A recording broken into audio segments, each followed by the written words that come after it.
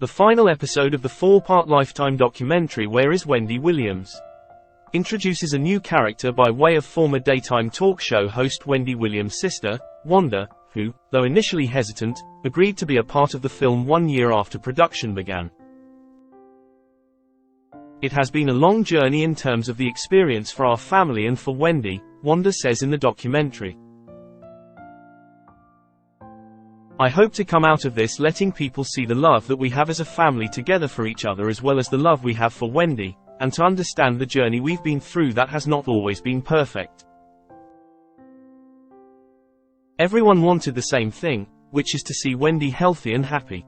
Though Wanda doesn't appear on screen until part 4 of the documentary series, Williams, who is an executive producer of the project, makes mention of her sister in episode 1, which aired on Feb.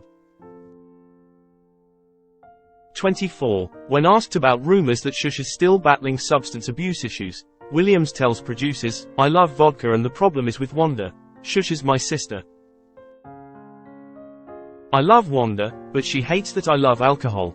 Wanda helps ground her family's plight in attempting to take back ownership of Williams' care from her court-appointed guardian, who has now been identified as Sabrina Morrissey following a Thursday legal complaint seeking to block the series, which was denied. This also comes amid the documentary's revelation of a cognitive disorder that differs from the diagnosis of primary progressive aphasia and frontotemporal dementia that was announced by Williams' team in a press release 2 days prior to the documentary's release. The family's concerns about who has access to Williams and the intentions of those individuals also comes to a head, as the limited personal rights of the guardianship under which Williams has been placed play out on screen. Williams also released a rare statement on Friday via her representative. Here are the biggest questions raised from parts 3 and 4 of Where is Wendy Williams? Williams' family says Shush has been diagnosed with alcohol-induced dementia. In part 4 of the documentary, Williams returns to Miami, Florida, to visit with her family nearly a year after her last trip in the fall of 2021.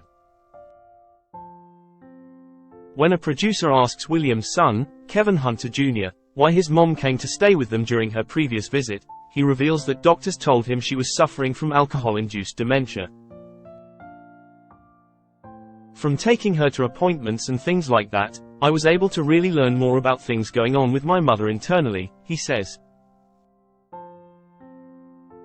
They basically said that because she was drinking so much it was starting to affect her headspace and her brain. Williams' niece, TV anchor Alex Finney, shares that she found out about her aunt's diagnosis through her family 1 year later in the fall of 2022. All I know is that it was dementia, she explains in the doc. You look back at little things and it's a slow roll, right? It's little things like, when's your birthday again? What's his name again? But after seeing my aunt and really spending time with her in the state where Shush is in right now, I quickly realized that things were just not normal. It's heartbreaking.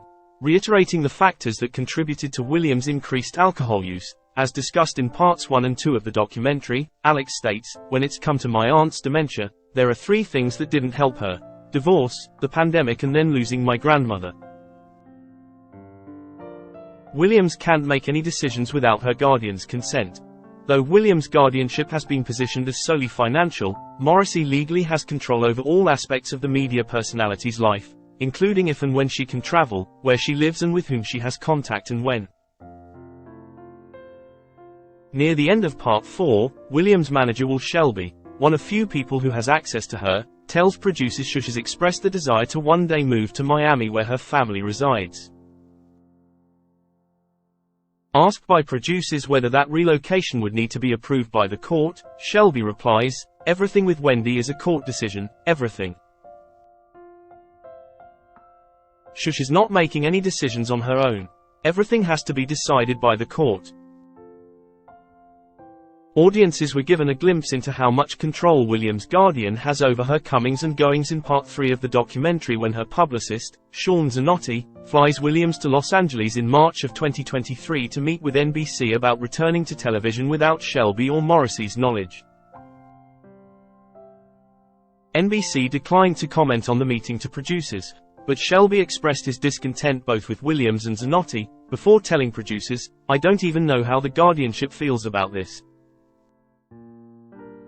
Bleeping out Morrissey's name, as her identity had remained private in court-sealed documents at the time of production, he goes on to say, "Blank texted me asking me, is Wendy in L.A.? I ignored her. I don't even know what to tell her, 'cause now Shush is gonna look at me like, how did you let Wendy go up to L.A.?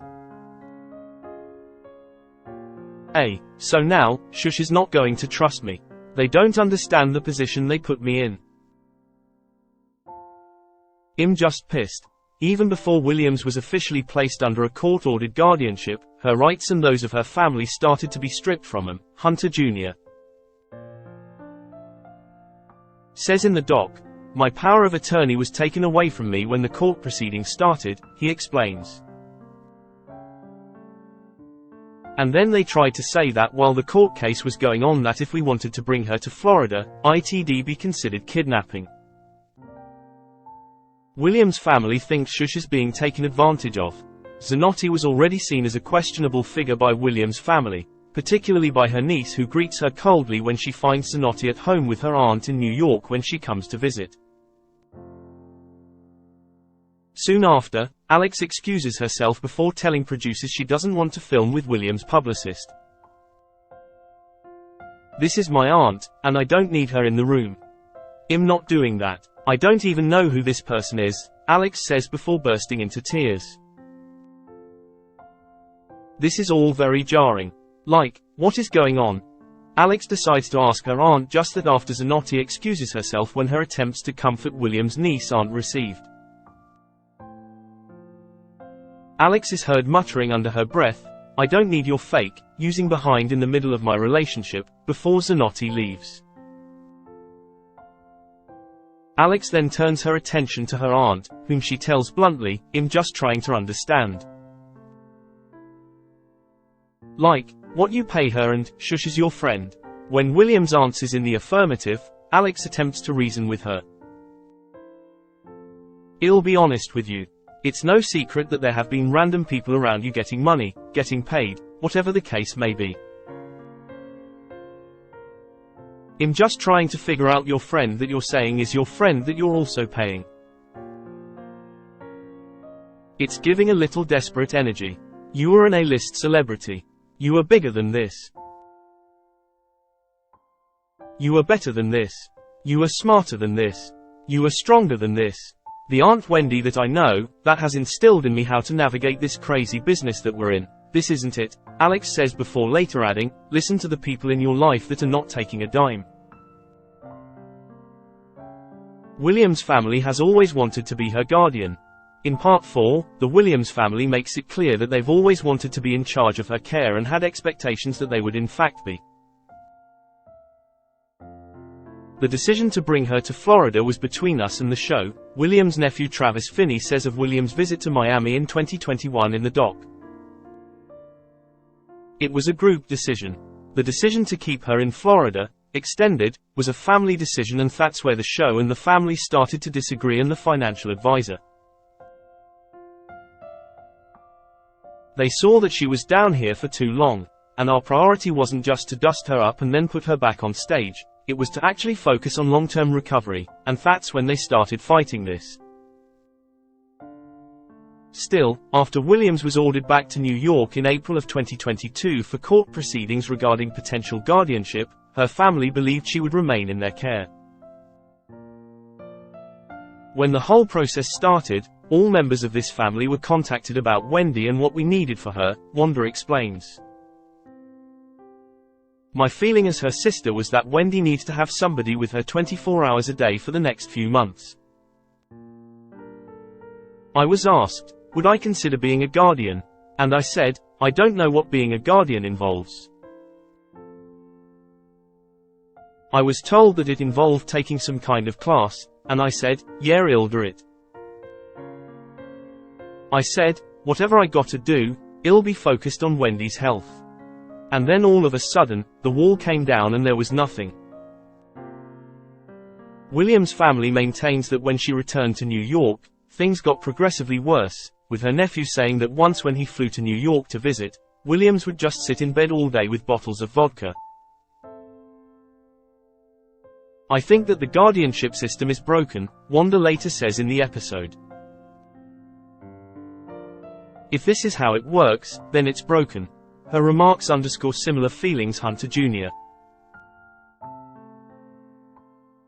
shares in part 3 of the documentary. "I feel like the Guardian has not done a good job of protecting my mom, and I feel like Will is a jeweler at the end of the day," he says of her manager, Shelby. "I think H is trying to do his best. At the same time, dealing with my mom is a very intense job to have that a lot of people can't handle." Asked by producers what his concerns are if something drastic doesn't change, Hunter Jr. admits, "I'm afraid that she could die." When given a final chance to set the record straight about the court's implication that her family wasn't capable of taking care of Williams, Wanda tells producers, "I don't know what not capable means. You've had people in the family from the beginning saying that we would take responsibility with regard to guardianship and personal needs to ensure that she was healthy and taken care of." Emphasizing her family's pure intentions, Wanda adds, "I'm not talking about her money. You put money over here. There are people in this family that care more about the well-being of my sister than anyone. All I want is for my sister to be healthy." Williams' whereabouts are currently unknown by her family. As the documentary's title foreshadows, the question of where Williams is currently is one her family is unable to answer. "I don't know the exact location of where she is, but I know that she is in an environment that is helping her to heal, emotionally, psychologically and physically," Wanda says when probed by producers. "That's what I hope happens when she gets home." Asked where home is, she admits, "I don't know. I don't know what's going on with the apartments in New York." In one of the last scenes in the documentary, the apartment which Williams was shown in throughout the entirety of the taping is seen vacant. When the producers, who stopped filming in April of 2023 amid concerns for Williams' well-being, asked Alex if she was aware that her aunt's apartment was cleaned out and put on the market while she was in a wellness facility, she confesses that she wasn't. Wanda also says that she hasn't had contact with Williams' guardian in over a year and that access to her sister is sporadic. "I communicated with her in July," she says. "She will call me and then all of a sudden there is no communication." Finney also spoke about this on The View last week. The family is hopeful about her prognosis, though. Their perception on her health seemingly aligns with the statement that was released by her team on Thursday, in which they claimed, "Wendy is still able to do many things for herself. Most importantly, she maintains her trademark sense of humor and is receiving the care she requires to make sure she is protected and that her needs are addressed." Shelby, at the end of the documentary, says that Williams is currently sober and getting back to her old self, which Wanda appears to have seen evidence of through phone communication. "Wendy's in a more positive place and in a stronger place than she was a year ago," she says in the doc. "It's almost like him talking to Wendy from years ago. It really is," she said. "Family is very important, Wanda. I realize that I need to be with my family. I'm ready to move on." Her resilience is unparalleled, it's unmatched, Wanda adds through tears. "I know people go through a lot of stuff every day. She has withstood attack after attack after attack. She is my hero because even now with what Shush is going through, to be able to withstand it and still come back, to still have conversations, that takes a special person. So she will always be my hero. I will do whatever has to be done to help her be healthy." The end title card for the series says that, at the time the documentary was completed, Williams' family was still unable to see her in person.